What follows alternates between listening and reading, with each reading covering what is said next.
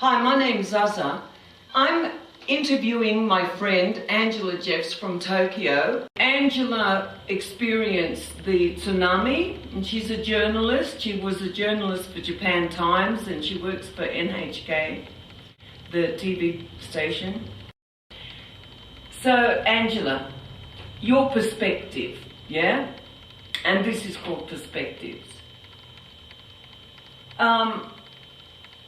What's your perspective on what's happening now in Japan? Like, it's a year later, it's not in the news anymore, and it's like, okay, what we see is Japanese getting their stuff together, and things seem to be leveled out and going on.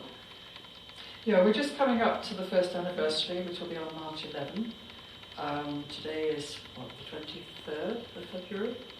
So when I go back next Wednesday, a lot of us will be thinking about what to do to commemorate what happened a year ago. Whenever I travel, and I say I'm from Japan, most people have forgotten, to be honest. And they say, so how's Japan then? And I say, well, it's not good.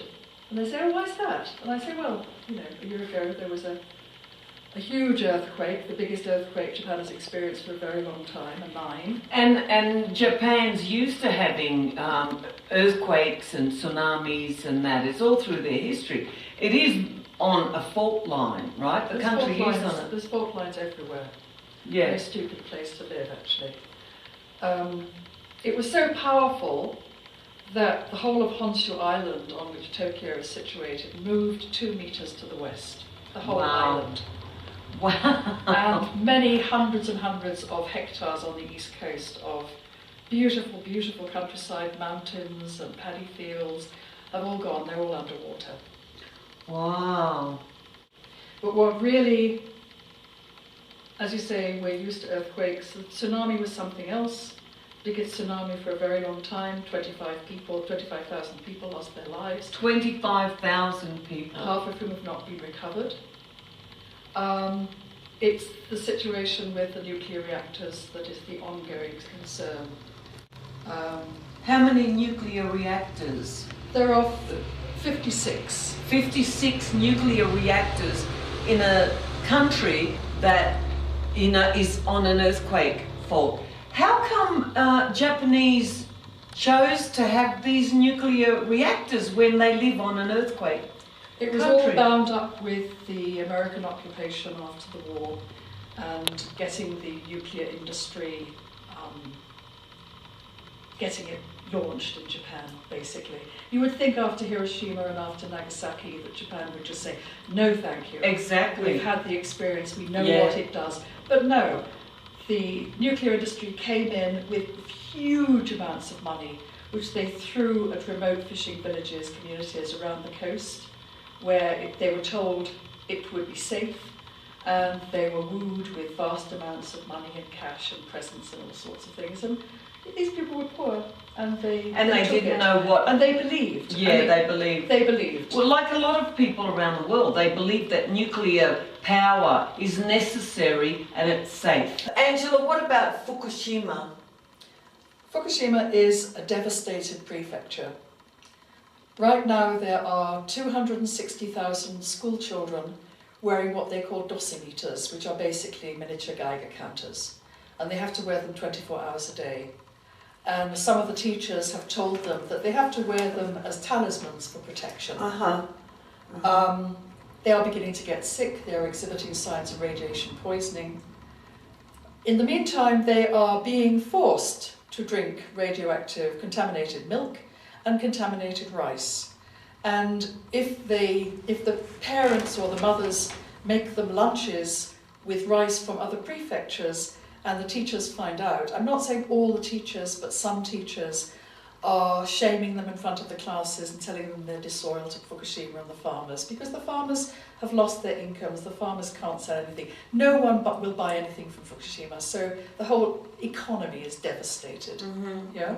So you see where they're coming from, but in the meantime, they're killing the children. Right. Yeah? Yeah. And the government, in my mind, the government has sacrificed Fukushima. And last year I stood for 2 hours. After I finished work, I would go and stand in front of the Diet, which is the Parliament building. And I stood there as a standing grandmother with just a simple message which I would give to people if they asked me what I was doing, which the police always did. And it simply said, I'm standing for the children of Fukushima, I'm standing for the children of Japan, I'm standing for the children of the world, I'm a standing grandmother. Some days I was absolutely apoplectic with rage. Other times I actually felt sorry for the poor buggers inside the Parliament building, because I'm sure that they are as lost as everybody else is.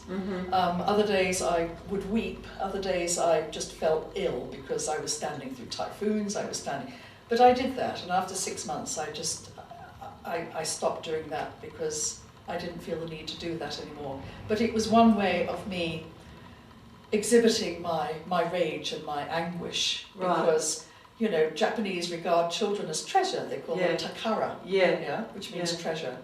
You ask any Japanese mother about their children and they'll say, oh, my takara. Yeah? But these children are being thrown away like rubbish. Nobody cares.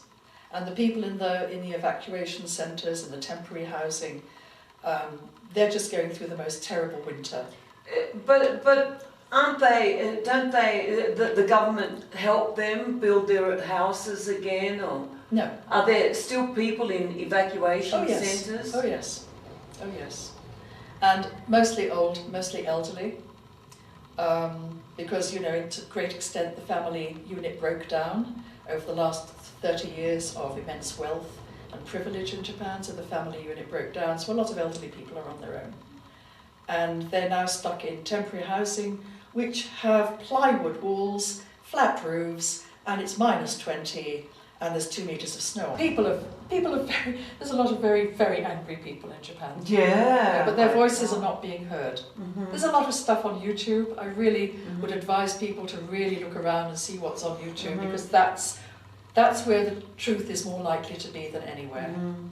So it's probably mother's milk now is radiated. Yes, it is. As well. Yes, it is. Breast milk and cow's milk, rice. Mothers are very anxious about feeding their children. I think everywhere, especially in Tokyo. Everything has labels on now from where it's come from. But do we believe those labels? No one is quite sure. So everyone lives in a permanent state of anxiety. There's the anxiety about the food, there's the anxiety about the reactors being unstable and what's going to happen, because nobody knows what to do. That's the reality. They don't know what to do. There is no roadmap for this. It's just never happened before. They're anxious about the next big quake. They've just brought the timeline for the big one to hit Tokyo up from 7 years to 4. And every time, you know, when I go in, there's often tremors and quakes, and everybody just waits. Is this it? So everyone's living on the edge all the time. Everyone's living on the edge. That's a state, isn't it? It's a terrible state. Yeah. So everyone is very stressed. And some people cope with it better than others. Yeah. And of course the best way to deal with it is to pretend that it's not happening, which is how most people are coping.